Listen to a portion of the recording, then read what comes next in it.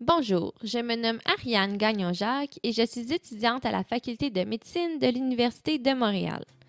Dans ce podcast, je vais vous parler des hémorragies digestives basses.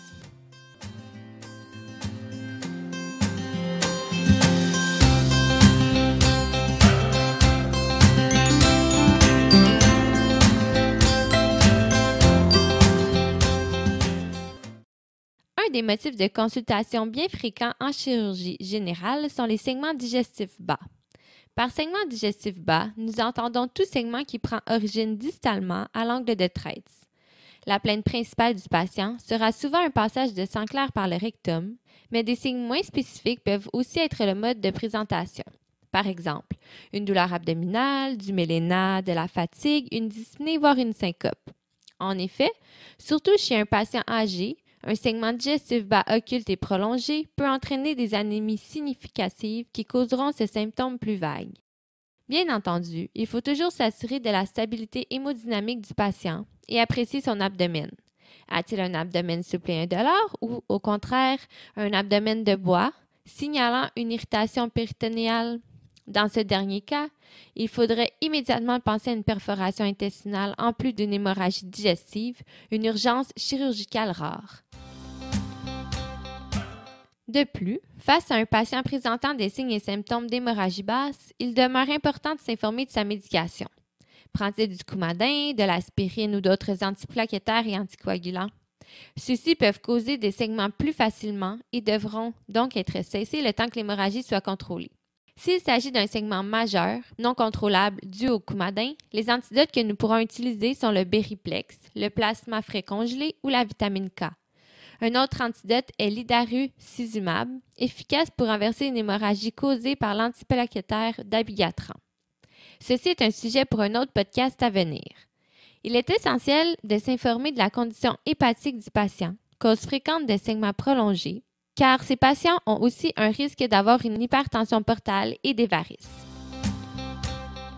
La diverticulose demeure une des étiologies les plus communes de rectorragie, qui, elle, causera un saignement habituellement massif et indolore, ainsi que les angiodysplasies qui augmentent en fréquence avec l'âge. Avec le vieillissement de la population, le cancer colorectal deviendra une cause de plus en plus fréquente également. Toujours se rappeler qu'un cancer du côlon droit aura plutôt tendance à causer des saignements à bas bruit et prolongés, donc à engendrer la constellation de symptômes non spécifiques mentionnés plus tôt. Il sera important de questionner sur une douleur abdominale, une perte de poids récente ainsi qu'une anorexie nouvelle, de même que de rechercher tout changement au niveau des habitudes de sel. Les cancers droits causent moins souvent de subocclusion intestinale, le côlon ascendant étant plus large que le descendant. Au contraire, les cancers du côlon gauche se présenteront plus souvent avec rectorragie franche et subocclusion colique, soit des ballonnements et de la douleur abdominale, soit des selles effilées, longues et minces, ou encore des diarrhées par débordement. Le toucher rectal nous permettra parfois de déceler des cancers du rectum avant même d'avoir recours à une coloscopie ou un scan abdominal. Parmi les autres causes, pensons aux polypes intestinaux, aux hémorroïdes, qui eux ne causent habituellement pas de douleur sauf s'ils sont externes et thrombosés. Pensons à la colite ulcéreuse et à la maladie de Crohn, à la colite radique post-radiothérapie, à la colite ischémique qui, elle, se présente par un saignement bas avec douleur abdominale importante.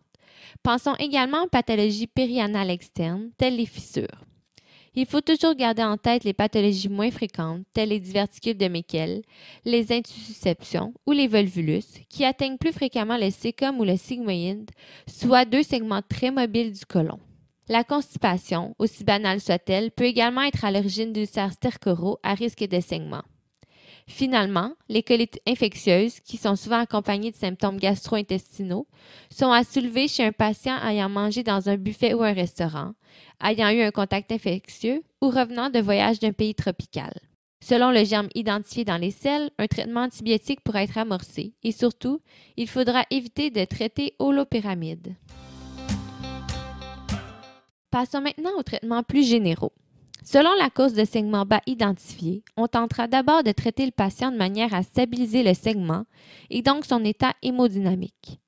En cas de saignement massif, l'hémoglobine sera inévitablement atteinte.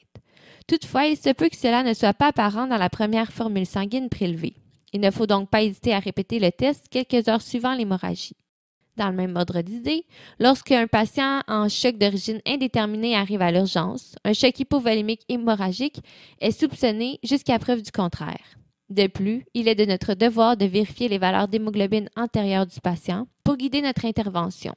En effet, un patient ayant habituellement une hémoglobine dans les limites supérieures de la normale, voire un patient polyglobulique, pourrait avoir une valeur d'hémoglobine normale ou légèrement abaissée, malgré un saignement important. Dès qu'une instabilité hémodynamique est notée, on se doit de répléter le volume circulant du patient en lui donnant d'abord 1 litre de normal salin en bolus. Si la réponse n'est pas satisfaisante, un autre bolus doit être administré, suivi d'une infusion en continu. Si l'hémoglobine est très basse, habituellement inférieure à 70, ou si le patient présente des symptômes francs d'anémie, par exemple une syncope, de l'essoufflement au repos ou encore des palpitations, des culots globulaires seront administrés. N'oubliez pas de demander plusieurs culots en réserve s'il s'agit d'une hémorragie majeure. Il faut toutefois être prudent et ne pas surcharger en volume un patient à la base hypothéqué par une insuffisance cardiaque ou rénale. Pour les saignements importants, il faut toujours demander une consultation aux soins intensifs de façon urgente.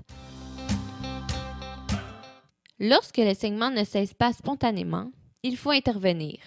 On débute par une coloscopie pour observer l'état du côlon et intervenir si possible. Des agrafes peuvent être posées pour faire cesser un saignement causé par une angiodysplasie ou un ulcère qui saigne, peut être cautérisé. Si un polype est trouvé, il pourrait être retiré. Quant aux hémorroïdes internes, elles pourront être ligaturées. Si une colite ischémique est observée, on prescrira un repos colique, soit le fait de garder le patient à jeun jusqu'à ce que les rectorragies et la douleur abdominale cessent. Si la coloscopie est normale, on suppose alors que le saignement prend origine au niveau du grêle ou de l'estomac. Une gastroscopie doit être faite pour éliminer cette possibilité. Si cela ne peut pas être fait immédiatement, un levine pourrait être installé à l'urgence pour voir s'il y a du sang dans l'estomac. L'absence de bile dans le liquide gastrique n'élimine pas un saignement duodénal. Dans certains cas, les examens endoscopiques ne permettent pas de trouver la source de saignement et l'hémorragie persiste. Il est donc impossible d'accéder à la totalité de l'intestin grêle avec nos caméras étant donné sa longueur, son minuscule diamètre et surtout ses replis innombrables. Dans ce cas, un angioscan doit être réalisé le plus précocement possible après contrôle de l'hémodynamie. Une fois qu'une extravasation ou une fuite active est retrouvée à l'angioscan, une artériographie avec angioembolisation est indiquée, puisqu'elle permet de faire un cathétérisme sélectif en plus de guider la radiointervention. En effet, l'artériographie, quoique invasive, est le gold standard, puisqu'elle permet de visualiser les lésions et de les emboliser. Si l'hémorragie est active et que le patient a une insuffisance rénale sévère, on pourra demander une scintigraphie aux globules rouges marqués. Les globules rouges marqués devraient normalement rester dans les vaisseaux. Si du radiotraceur est visualisé au niveau du tube digestif, cela indique qu'il y a un saignement actif et on peut localiser approximativement l'origine du saignement. Toutefois, si le patient ne saigne pas au moment précis du test, il sera négatif. Avec toutes ces procédures radiologiques et endoscopiques disponibles, vous comprendrez pourquoi la chirurgie n'est utilisée que très rarement pour traiter une hémorragie digestive basse. En effet, c'est seulement lorsque toutes ces méthodes thérapeutiques moins invasives ont été tentées et lorsqu'un saignement massif persiste malgré une multitude de transfusions que nous envisageons la chirurgie. À retenir que l'important est de toujours s'assurer de la stabilité hémodynamique du patient et d'impliquer les soins intensifs et les gastro-entérologues très rapidement dans le cas d'une hémorragie importante. Dans la grande majorité des cas, le saignement s'estompe spontanément. Si ceci n'est pas le cas, l'embolisation arrête la plupart des saignements.